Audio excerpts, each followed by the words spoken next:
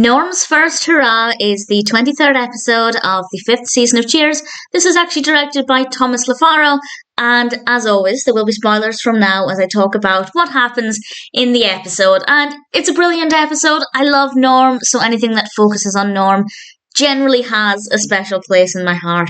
And this one's no exception. I think we also have quite a level of unpredictability here as well. There are definitely things that happen in this that I wasn't expecting. I've seen this episode before, but there were things that I've forgotten, which I love because the element of surprise is brilliant. So as always, I will go through things chronologically. It starts off not connected to the narrative. Woody has lost $20.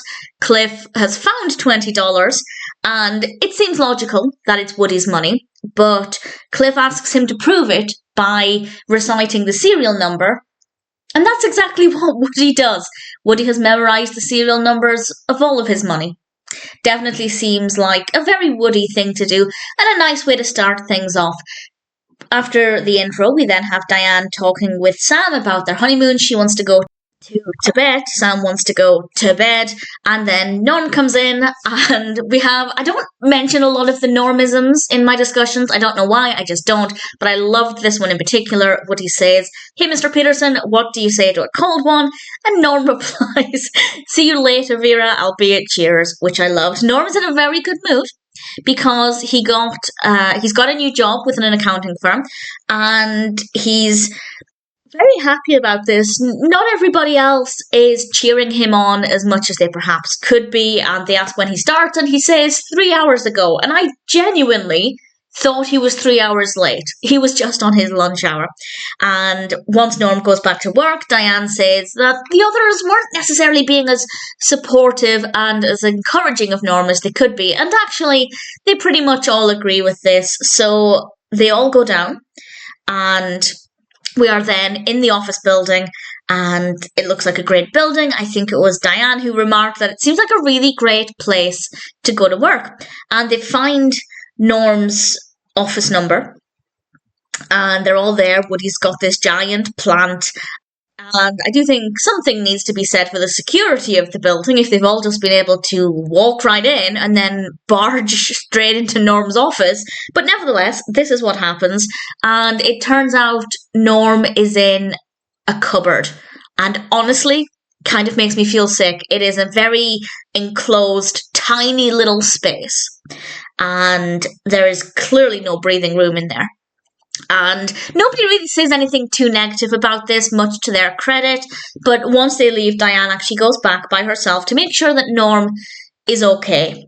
And Diane says some really horrible things to Norm, and I genuinely can't make up my mind whether she said those things not meaning them, but knowing that it would rile Norm up and hopefully encourage him to take action, or if she said those things because she genuinely felt them.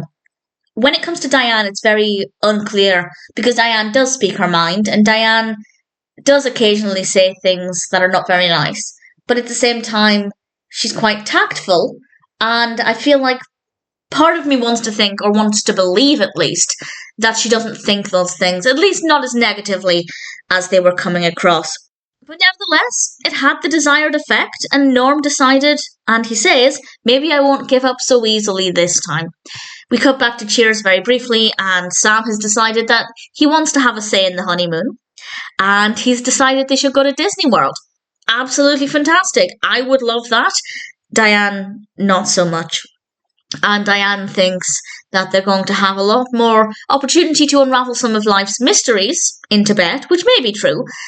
But as Sam points out, there are mysteries to be had at Disney as well. He says, and I quote, "Why is it that Donald Duck wears a top and no bottom, whereas Mickey wears a bottom and no top?" And Cliff offers an explanation. "A duck's privates are hidden by its feathers," which is fair enough, but then one could ask, why is he wearing anything at all in that case? We'll move on from that. We do have an extended discussion about Disney, which I rather liked. Then Norm comes in, and he's thought a lot about what Diane has said, and he's come up with some really great ways for the company to save money. He plans to take them to his supervisor, and Diane proves that she's never really worked in a corporate setting, because she suggests Norm takes them straight to the board of directors, which is not a great idea. But Norm really wants to make an impact, so he decides to go along with it. And Diane has kind of encouraged him to temporarily pretend that he's hired her as his personal secretary. And we go back to the office building where the rest of the episode plays out. We are back in the teeny tiny cupboard, and Diane is laying out this tray of pastries. They do look delicious, and Norm's colleague, with whom he's sharing this office, overhears Diane really talking positively about Norm's idea and how brilliant it is and how it's going to shape the company's future and all of these really positive things. And when Norm and Diane leave the cupboard, the colleague takes the folder that has Norm's speech in it. And, well, very briefly, that's all we see. We then cut to Norm and Diane just outside the room where the board of directors are, and we hear the colleague beginning, or I guess ending, this proposal. And initially, I had so much anger in me, because how dare he do that? How dare he do that to Norm, more specifically? But we don't get to feel this for too long, because a couple of seconds later, we hear somebody in the room telling him how it's such a terrible idea and they hate it. And we realise in that moment that Norm was saved from what he then referred to as one of the biggest mistakes of his career.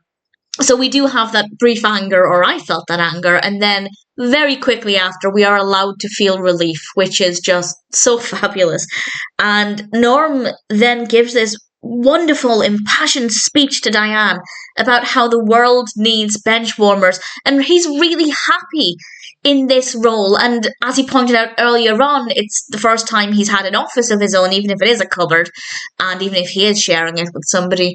But he's actually in a place where he's happy with his career and he's happy with the role that he has. And I think that is so important, because we are always being encouraged to climb the ladder. And I say this as somebody, like many people, who will never be happy, because once you reach the next rung of the ladder, you have to reach the next rung and then the next one, and you're never going to be satisfied. But Norm has found this beautiful outlook where he doesn't personally feel this constant pressure to climb and climb and climb. He's grateful for what he has. He's actually very happy with his day-to-day. Granted, he's a few days into the job. That might change quickly. But at the moment, he doesn't feel this constant need or pressure to climb and climb and climb. And that is such a wonderful space to be in. And I feel like it's really inspirational and really motivational. And that's not to say there's anything wrong with constantly striving to be better and better and better.